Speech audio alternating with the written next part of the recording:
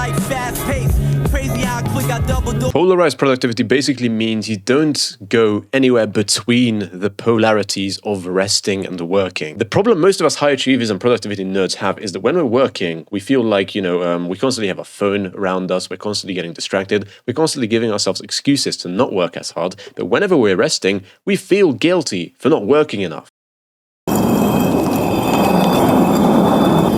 There's an incredibly simple solution for this. I'm not going to sell you on it being hard because it's really not. All you have to do is work for a few hours a day. I found that 3 to 4 hours is the sweet spot, but actually work. The best way to actually work is to remove all distractions in advance. All distractions that come within, for example, reminders you set for yourself, when to eat, when to go places. You make sure that your next 4 hours are absolutely empty. And the second type of distractions are physical ones around you. For example, your phone. My phone is right here, so I'm a fucking hypocrite. I'm going to admit it. I'm actually off of my phone internet because I don't have fucking Wi-Fi set up yet, but that's another topic. Other than that, for example, I literally have the blinds down. If I turned off this ring light that is on my face, I wouldn't actually see properly. I take this to an extreme, apart from my phone, which is kind of a necessity now for me to have here. I don't have any distractions around me. And Cal Newport talked about this in his book Deep Work. Even just an image of your grandma on the wall or some kind of distraction that is a visual cue your brain can latch onto. So that means when I look at an image, let's keep going on with this example, I can start to think about my family tree, about how my time with her went.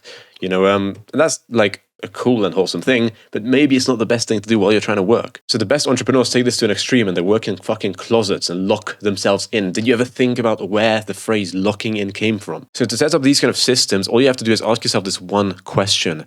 How am I going to lose focus? Because if you're fucking honest with yourself, you never really complete a 3 to 4 hour work block without losing focus whatsoever. You go out, you take a sip of water, you text your friend, you start watching some pointless shit on YouTube. How are you not going to lose focus? So here are some really quick tips on what most people lose focus with. First one is the environment. We kind of talked about this already, but it's really, really important. So I don't really care unless you kind of need your phone for the internet, which is quite useful if you ask me.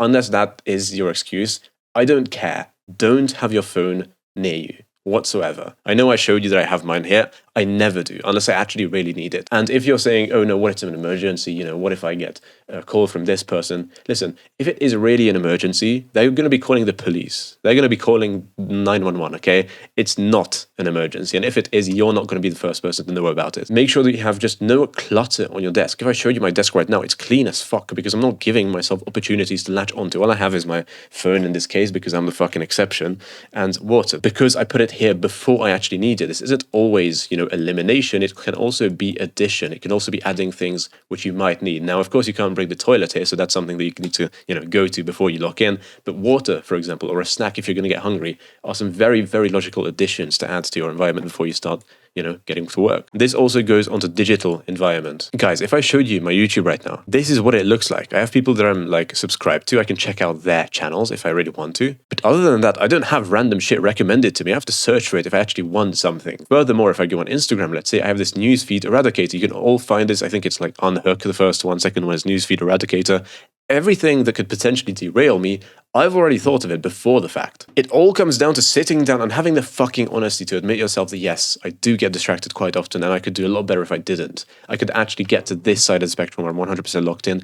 How is that going to happen? How am I going to get distracted and how can I prevent it? So the biggest one is your physical environment. The second one, is yes, your digital environment, but that's just a part of your environment. The second real one, or the third one if you would are your internal triggers. So what I mean by this is literally reminders that you set for yourself, having to walk the dog, having to go to your next event or something, even getting thirsty. As I said, you can kind of tackle this in environment by adding water for yourself, going to the toilet, really anything, getting hungry that you're going to have to do. A lot of people don't fucking think about this. They sit down, they start working, and they realize 20 minutes later that they have an appointment or that they're thirsty. Some stupid shit like this. It's so amazing to me how people actually get distracted by these things because it's so easy to just think about it for 2 minutes before you sit down and already handle the objection. In sales, we're taught to pre-handle objections, make sure that the person really feels like they need it, make sure the person feels like it's urgent, make sure the person, has committed to actually improving themselves through your product. And you do that because once they've already given you the objection,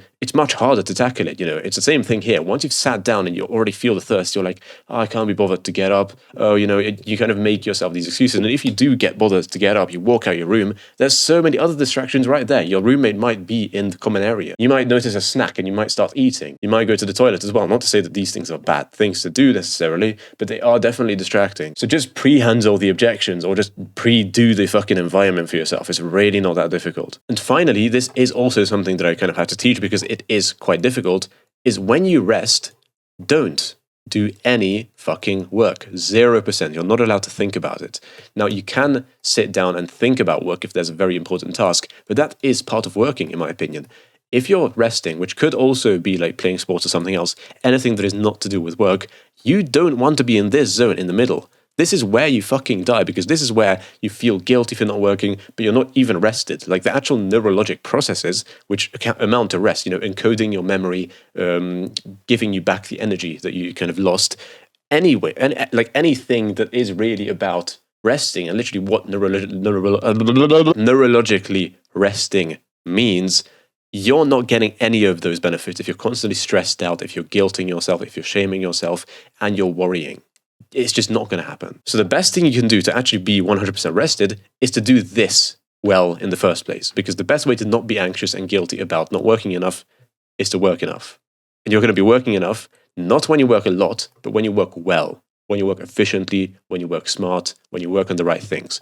So if you can prioritize and you can make sure you don't get distracted and work usually at the same day, preferably in the same hours, but make sure you're not getting distracted, you should be good. This should already be pretty easy for yourself. But you can also go into shit like the environment with this. Like if you have different places where you stay, for example, you work at a different desk or you work in a different room, you work in a different environment, that can also help your brain kind of neurologically adapt and make sure that it's not kind of classifying this action you're currently doing with work actions. So much of my life was spent in this zone when I was trying to rest and I was trying to hang out with my friends. I was guilting myself for not working enough, and vice versa. When I was working, I was just like, fuck, I can't wait to end this shift, and I would, grab my phone and go on Instagram and do stupid shit like this, man.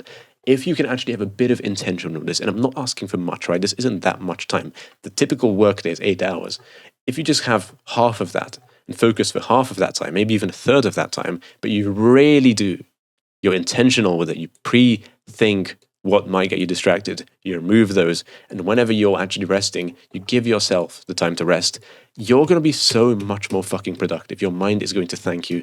And this is almost like a positive flywheel, because if you think about it, if you work well, you're going to be resting well. And if you're resting well, you're going to be working well. It's all feeding itself. And this is why I say that it's not that hard. If you actually get it going, it will be almost effortless to keep going in this kind of life. So just have the intention to think about this for a bit and have the discipline to execute through on it for a few days, and then your life will be like 10 times easier.